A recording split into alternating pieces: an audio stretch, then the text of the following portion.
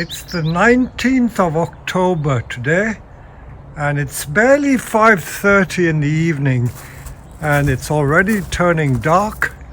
I thought I'd better capture some shots of the early autumn. I was looking at my old photographs in past years, and usually in previous years, around this time of the year, in the third week of October, all the maple trees around the estate are bright red. This year they are still bright green. The maples in the bonsai pots, of course, turn color earlier because in pots they tend to be stressed. This is a green maple. I don't know what the variety is. It's quite a rare variety, and it is quite a deep red, but not vibrant red. Some of my other maples have almost started losing their leaves. Look at this one. About a third of the leaves have fallen. This is a green dissectum, but this usually turns a brilliant red. Those of you who grow maples will know that maples change color in the autumn, but each year the color can be quite different. With the wonders of this modern digital technology, you can scroll and look back into previous years and see the colors, how the trees change, and from year to year the colors of the maples are quite different. I remember we had a huge tree in the field which one year is yellow and the next year it is bright red. So I don't know what changes it. I wish I had the answer. I believe it is usually the sunshine that causes it, but they say that the way you fertilize the trees, especially in bonsai pots, have a very marked influence on the way the colors turn. Let me just walk you around one of these early autumn walks, and you can see how the colors have changed. This is a Japanese larch, and most of the leaves have almost fallen. A week ago, I wish I'd taken the picture. It was golden yellow. Now this is the famous chicken plucker maple, and this doesn't have a good autumn color. The color is virtually insipid. Neither red, neither pink, neither orange. Junipers have done extremely well this year. They've been bright green, and this may be due to the way I have fertilized or fed the tree. The Chinese elms that I grow outdoors always have very lovely autumn color. They have this beautiful soft yellowish pink color. So this is an ancient Chinese elm which we grow outdoors. This is my great big black pine.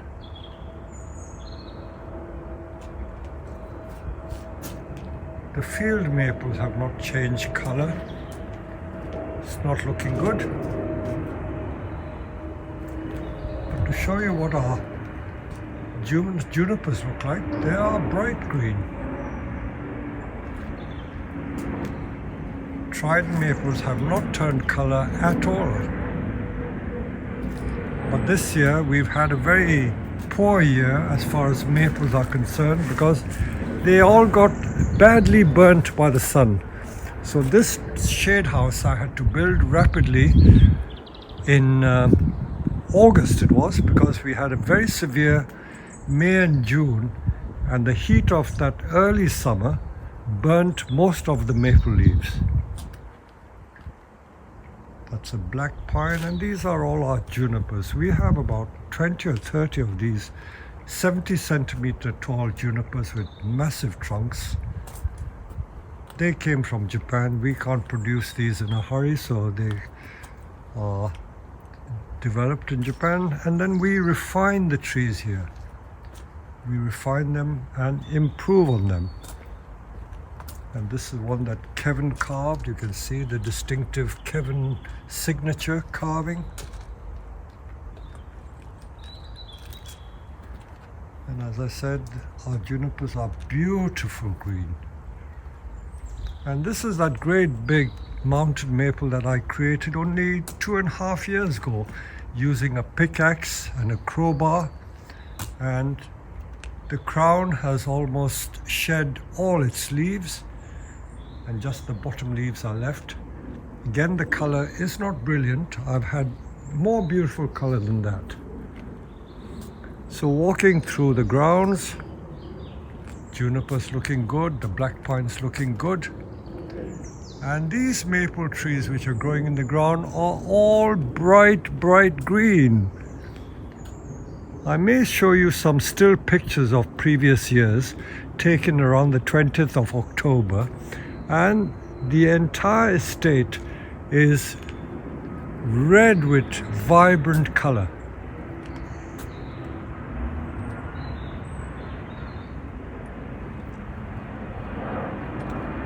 This dissectum again could be more red than this, but it's not looking bad.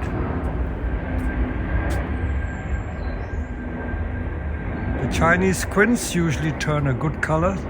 Their foliage turns bright pink or red. And just a week late, and this poor oak tree has shed almost all its leaves. I wish I took a picture of it earlier. I may include a still, because a week ago it was a beautiful golden, what we call butter yellow. So you don't catch the images at the right time, you won't capture the color.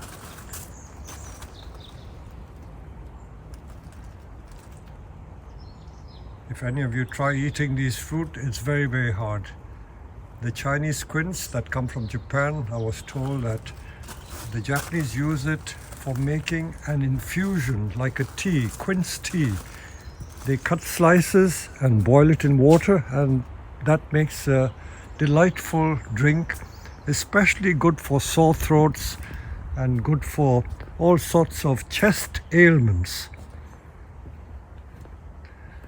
So I'm just looking at some of these big maples. I will take pictures when they do turn red. They turned red virtually overnight. We've had 2 days of frost when the temperature went to -1 degree centigrade. That was 4 or 5 days ago, Monday and Tuesday. Today is Thursday. So no, it's only about 2 or 3 days ago, and we had frost, but that frost was not enough to turn the maples a golden color. We've had a lot of rain, and the pond is filled up.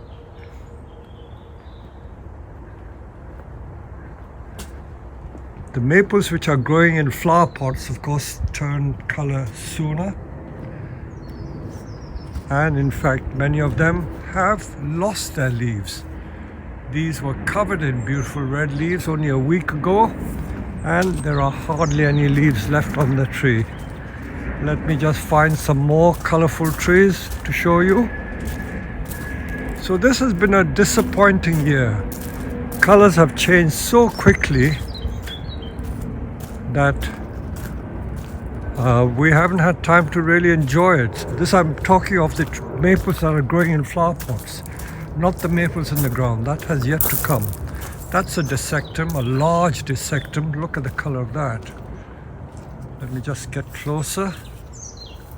Look at that. That is some sight. Some sight to behold.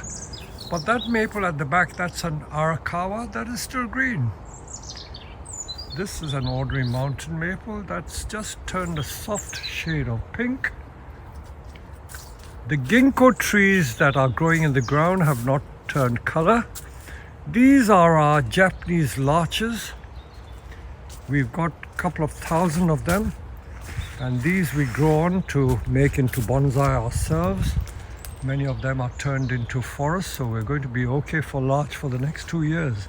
And these are our ginkgo plants grown from seed in pots. Look at the gorgeous yellow color.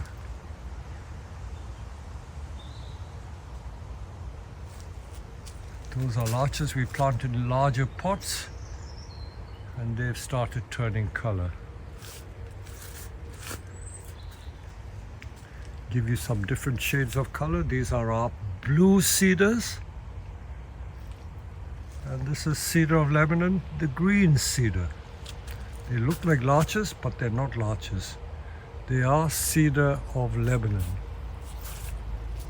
I'm now going to walk into our growing field, the actual field. This I don't consider my field. This is just the stock area where we keep the trees that were dug up from the field and grown in pots. When all the staff have gone home, this is the time I love to come out because it is very peaceful. There is no noise and I can just relax and look at everything.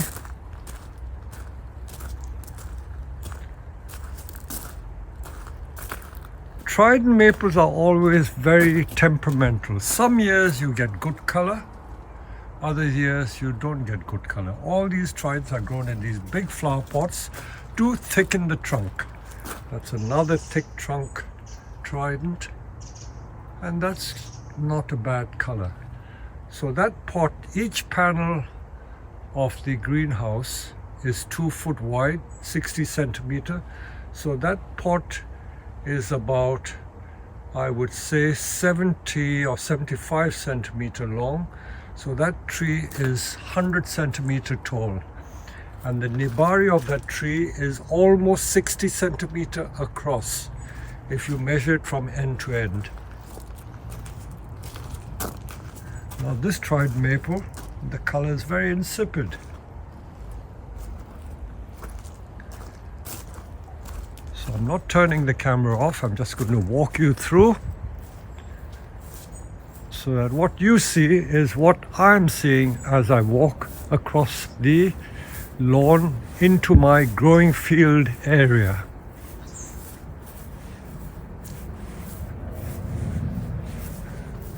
My Magnolia grandiflora, I have 6 of these trees in the nursery and they've been flowering non-stop from June till the end of October.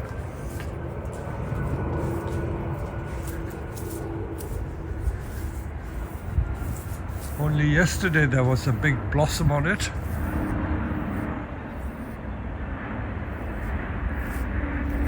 So these big maples, none of them have started turning color. I will take another shot to make up this video and you will see how the colors change as the days pass. Let me show you what happens when you air layer the trees. When you air layer a part of a tree, the top part gets stressed. So you see the top part, because the sap has been restricted, has lost all its leaves, it's not dead, but the bottom part is still intact. That's going to be a bonsai one day, but the top part is being air layered. This is a dissectum. Now let me walk into the growing fields and show you how the maples are turning color there.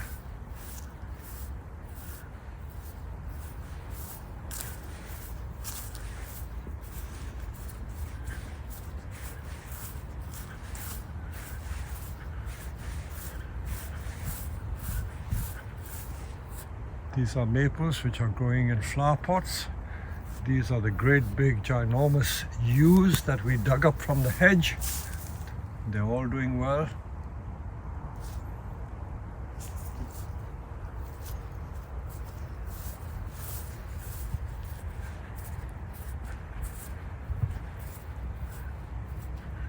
The light is getting very bad now. It's almost dark and it's only 5:45. I think I'll have to come out during the daytime when the light is better to give you a much better view of the maples, because the light doesn't do it justice. In bright sunlight, the colors are more vivid. So these are the maples in pots and they are turning color sooner. Those trees are Zelkovas, Chinese elms and trident maples. They will turn color as well. You can see the Zelkova there, the tips of those leaves are turning sort of orangey color.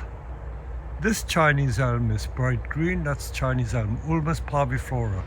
about 60 or 70 foot high. This is a rough bark Arakawa. And some of these other maples, they haven't started turning color. They're still bright green.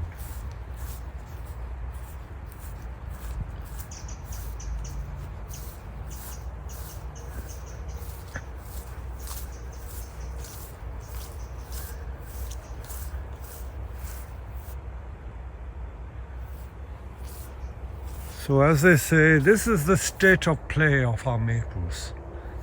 Not all of them are red. Trees that grow in flower pots turn red sooner. Those that are in the ground are usually 2 to 3 weeks behind. So with this I will stop the video, and on another day I will take some more video of the autumn color to show you the autumn walk around the nursery. I'm taking a walk each day just to record the changes in the color that are occurring at this time of the year. The colors of the reds on the maples literally change by the day. Yesterday this tree was a more vibrant red, now it's become a more dusky red, and so it goes on, and the leaves are beginning to fall. Many of the other deciduous trees like the Zelkovas have shed almost all their leaves. This little broom style, not little broom, this is a very large old broom, has almost lost all its leaves. I'm going to walk in the field in a minute, and because we are having our annual sale, I'm going to walk you around to show you some of the lovely trees that we have on display. You will have seen some of them already.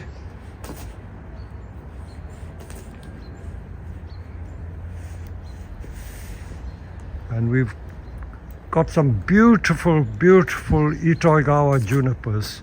Scores of them.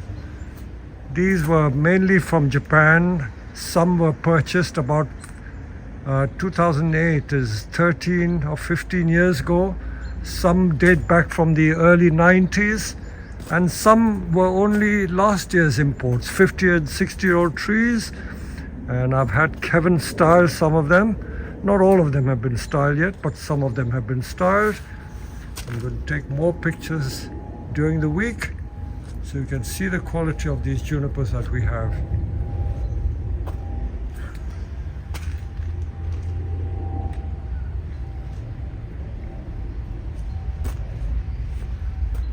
I think we could well be the juniper center of the UK, because I don't think anyone has as many junipers, especially the Itoigawas, as we have. We must have about 50 Itoigawas of this quality. 60 to 70 centimeter tall trees with thick trunks, are all carved.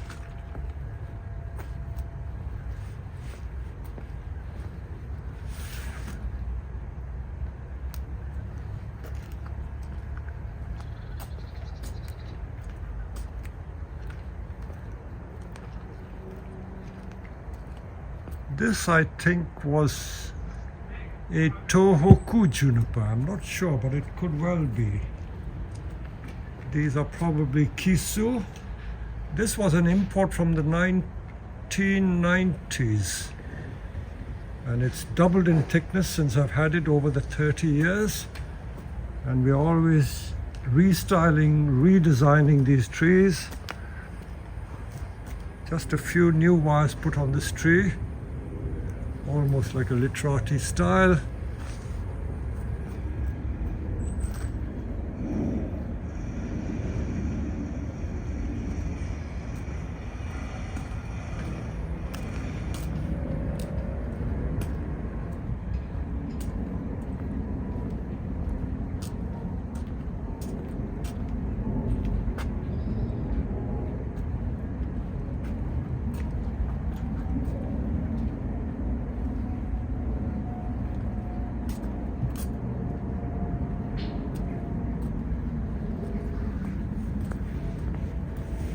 I will have to take daily video shots of the Japanese maples growing in our garden because they are changing color gradually, although as I keep telling you, they are about 2 weeks late this year.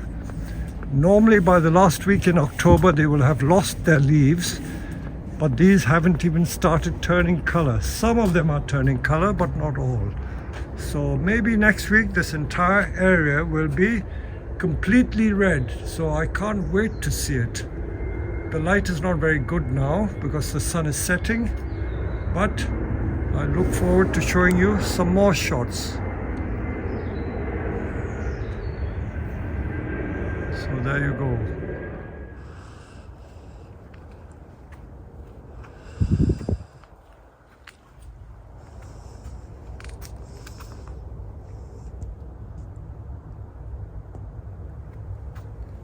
In the earlier video that I did about the early autumn stroll through the nursery, I thought I'd do another one because this is now proper autumn and the effects are quite different. The colors are different for a start, but a number of you commented on how you like views of the nursery at night, so I'm going around taking some more views of what the nursery looks at like at night. Completely different from the daytime. So those of you obviously who never have a chance to see the nursery at night, this is what it looks like in the evening. The planes continue to fly. They never stop. I think they stop at about midnight. And again we have a nearly full moon. I think tomorrow will be full moon. Oriental people like us are very fond of the full moon. They think it's very auspicious. A lot of energy in the moon. And even in the night, look at these junipers.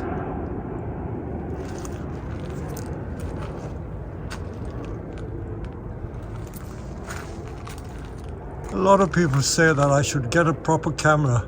I'm only using an iPhone 14 Pro, Plus Pro. I think it's quite good, excellent. Apple should give me a phone for advertising their product. I love the iPhone.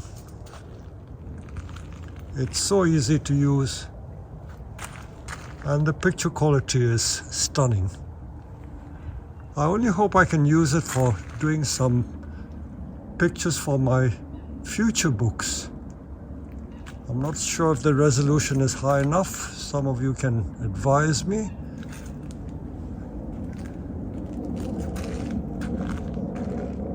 And it even has a light. This is something else, isn't it? Really something else. Look at the quality of those pictures.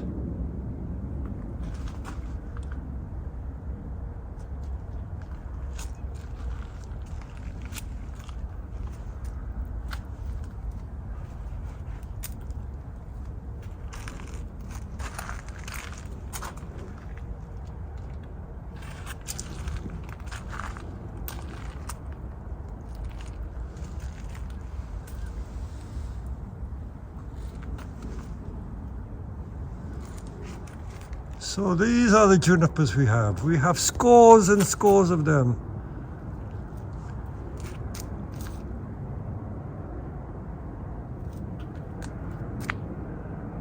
Although it's dark, I'm enjoying the moon and I'm walking into our center because I'm going to start my rowing. I row every evening on my rowing machine on my Concept 2 and that's what keeps me fit.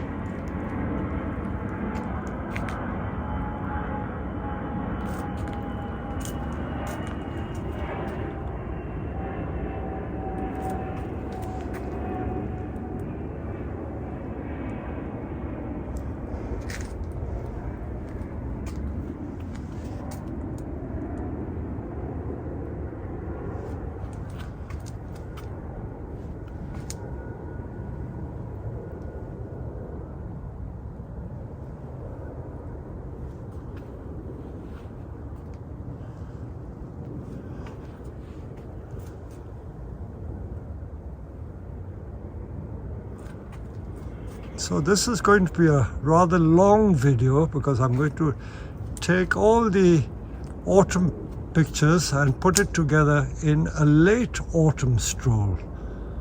So watch this space, as they say.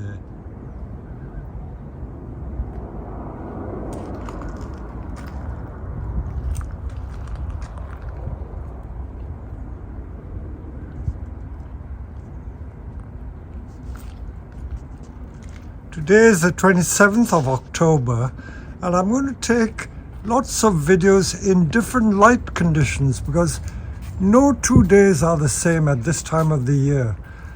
Just an hour ago we had heavy rain, and you can see the ground is all wet, and the sun has come out now. There isn't blue sky, there are grey skies, but there's just a glimpse of the sun. So I thought I'd come out and take some pictures of some videos of the trees in this light. And I'm sure you'll appreciate the difference.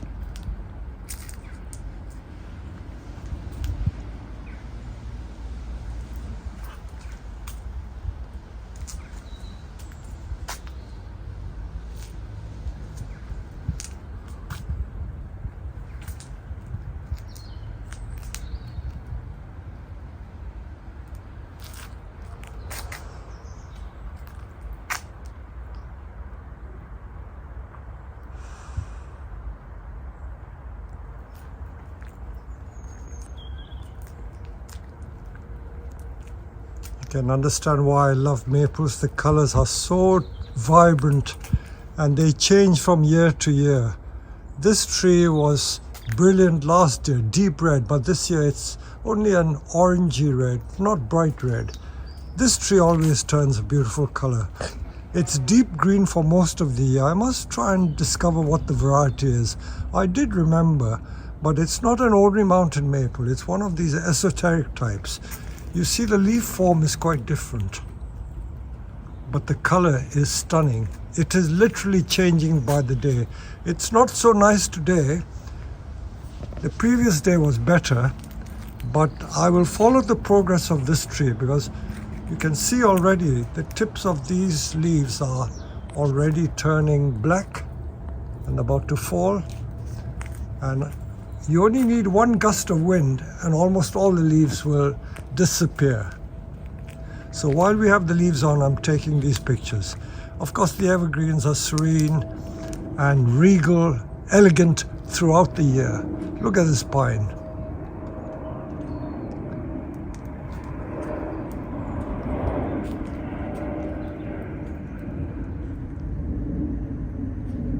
This is going to be a video of mostly our evergreens, our pines and junipers, and I'm not going to make much commentary, but just let you admire the trees for their own sake.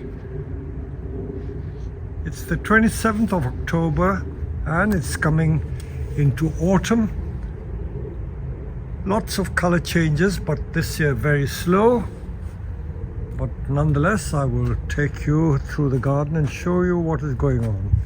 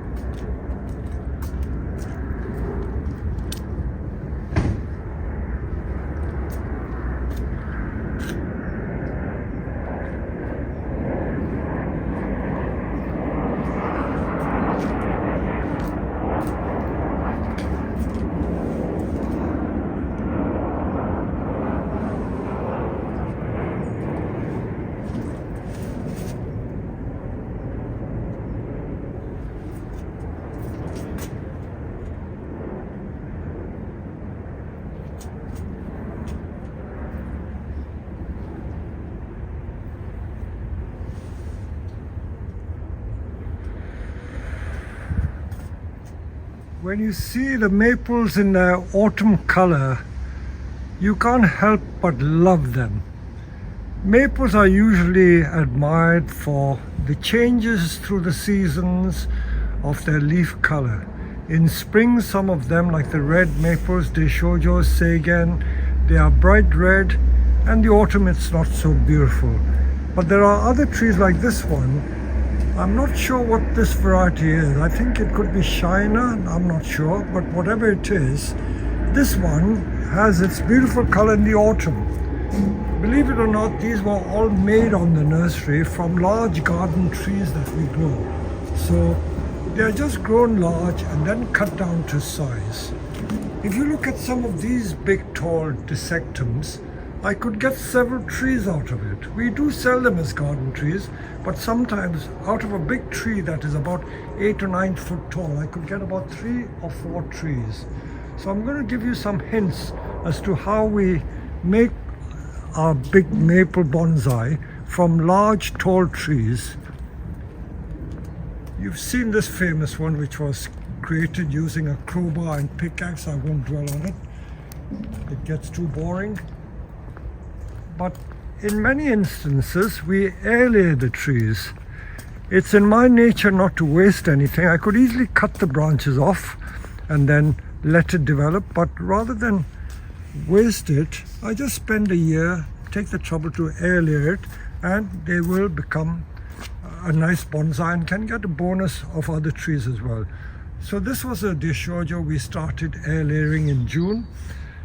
Only one of the branches sent a lot of roots. The others have roots, but not sufficient root to cut them off. So from this big tree, I've got about 1, 2, 3, 4, 5, 6, 7 and 4, 11 trees that I can make from it. I will wait till next spring when I cut them off, but their base is going to be a really large bonsai. That pot is over 60 centimeter wide. So the trunk is massive, absolutely massive. That's a Deishoujo. I'm now going to walk into the field because there is a couple of tall maples. I think they are dissectums. I will show you what they look like because I was going to cut them down, but again, I couldn't decide whether to air layer them or just cut them straight away and create the bonsai from that. Because it's in its autumn color, a lot of people are admiring it. But it's not just the autumn color that matter.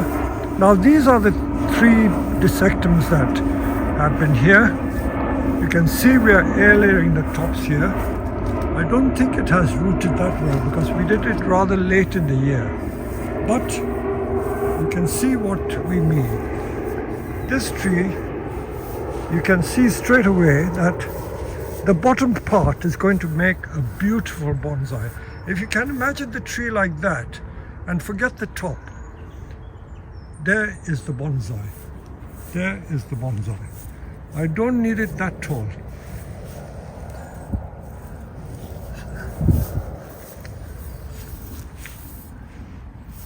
So it's one of those hard decisions whether to wait for the air layer to set or just cut it and forget about it. I might end up air layering it because I can still do something with the base and hope it will air layer as well. There is no mad rush. There is no mad rush. Same with this one. While I'm walking around, there's so many seeds, I better start collecting the seeds. So this is just the first part of this video. I hope I will return to this tree and show you the progress of what I do with this one.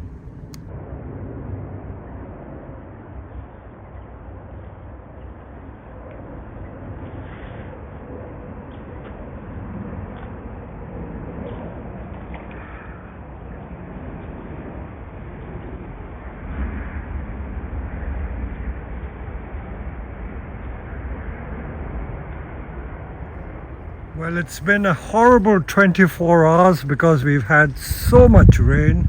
Everything is flooded. The pond is almost flooded when you think it was dry earlier on. I don't know what to make of it. I might still feed the fishes.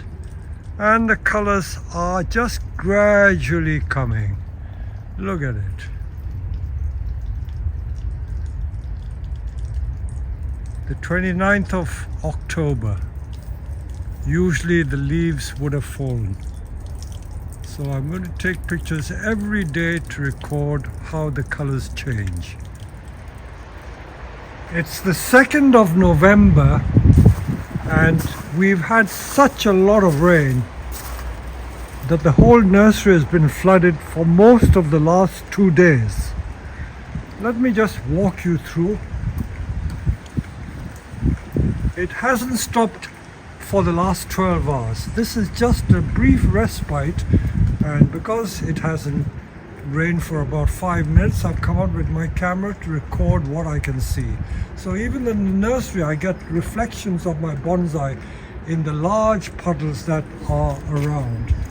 Needless to say, the wind and the rain has taken most of the leaves off the maples, and the maples are looking truly sad. Look at it. A tree which is normally huge has just a few leaves left on the edges. I don't even want to walk around the nursery because there's not much to see except puddles and puddles of water. What I want to show you really is our pond. Our pond is overflowing. So let me walk there and give you a glimpse. I said I would give you different views of the nursery, different glimpses of the changes of weather, season, whatever you call it. And despite the rain and the gloomy atmosphere, look at the colors there are. This is just the ordinary garden which is part of our nursery, and there is quite a lot of color left. These are the large dissectums we have.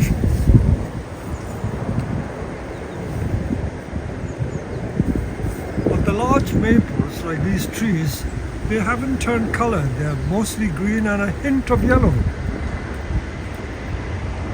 I'll show you some color here. This is the Chinese quince. Look at the vibrant color there. Red leaves, beautiful yellow fruit. The larches turning golden. More larches turning golden. And that's a Korean hornbill. Lovely color.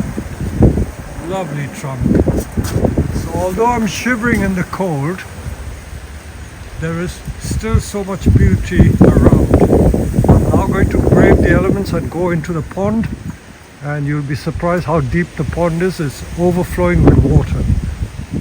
Unfortunately, because of the wind and the rain, I dare say many of the leaves will just get blown off without them turning color. See, this big maple is still for the large part green and just a touch of yellow, not even orange. This tree here, which is very colorful, this is normally red in the summer. It's the red Shikitatsu Sawa, the red lace leaf maple. And it has been loaded with seeds, so we've been collecting the seed already. And this is the pond. Look at my poor boat. It's virtually sunk into the pond. I can't even see the bridge. The water's got nowhere to go.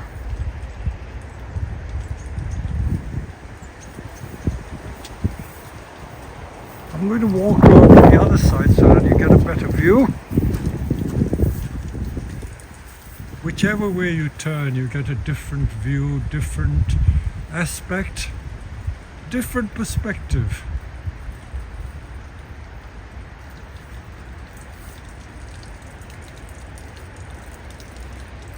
Normally you have bright sunny days, although chilly, and that's when these maples look really nice. But I've never experienced a situation where it is wet, damp and miserable, and yet the color is there to cheer you up.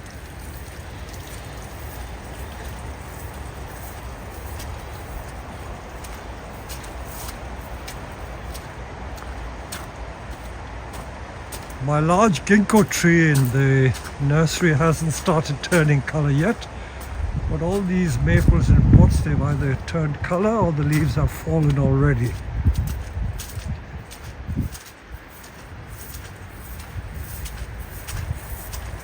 You can hear my feet squelching in the water.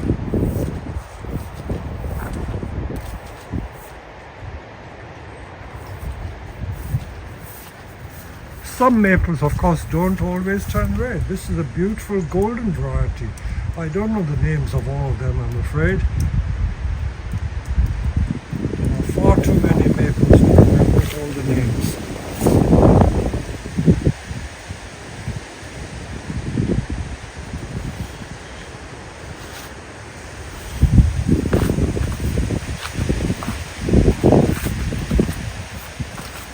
It's another mountain maple, not turning red. It's just yellow. A few leaves are red. And look at the seeds on them. Look at the seeds.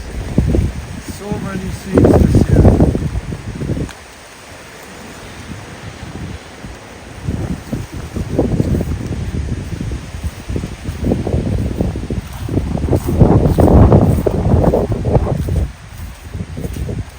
That tree in the distance there, that yellow one, that is supposed to be a sangokaku. And that has not turned red at all. I don't think sangokaku usually has good autumn color. That's the maple with the red stems. That maple in the ground hasn't started turning. Just a hint of orange there.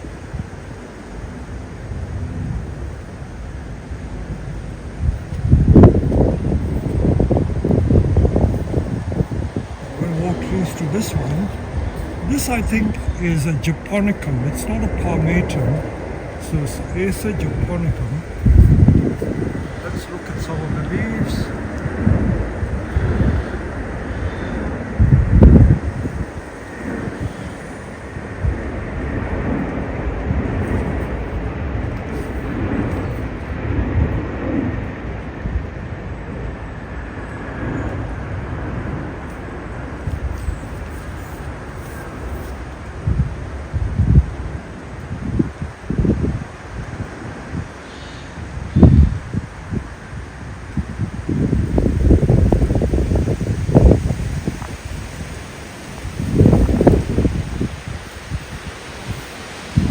Look at the black clouds, waiting to shed another load of rain. And this American maple, the Campbelli, this is Acer Campbelli. It's not a Japanese maple. And the leaves are enormous. Look at it compared with the size of my hand. It's bigger than the palm of my hand. This doesn't turn color well, but this year it is just not interesting. A lot of seed on it. This is a small leaf maple. And look at the seeds on this tree. It is literally loaded with millions of seeds. Millions of seeds. Look at the seeds on it. Look at the seeds.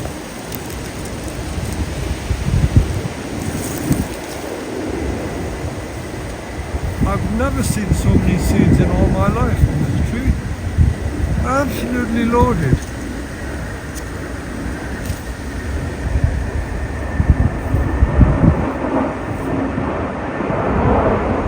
Planes keep flying. Let me walk towards the pond before I go into the maple grove.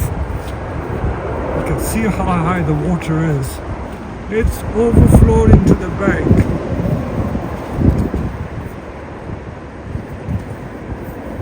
Covering all the plants, so it's about 6 feet into the bank. And the zigzag bridge is almost floating in water. This is horrible.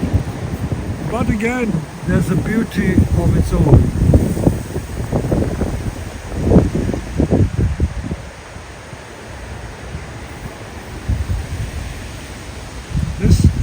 an Arakawa, or the rough bark maple, one of my smaller ones. This is Serio, the cut leaf maple.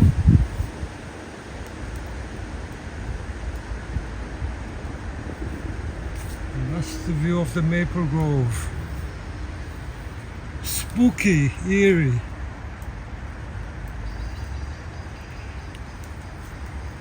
I have a Japanese beech. In fact, I have two large Japanese white beech which are grown as big trees.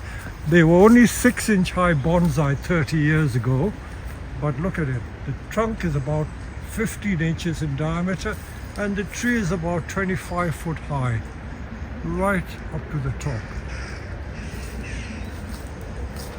We're walking back into the spooky grove. Look at the view, look at the atmosphere.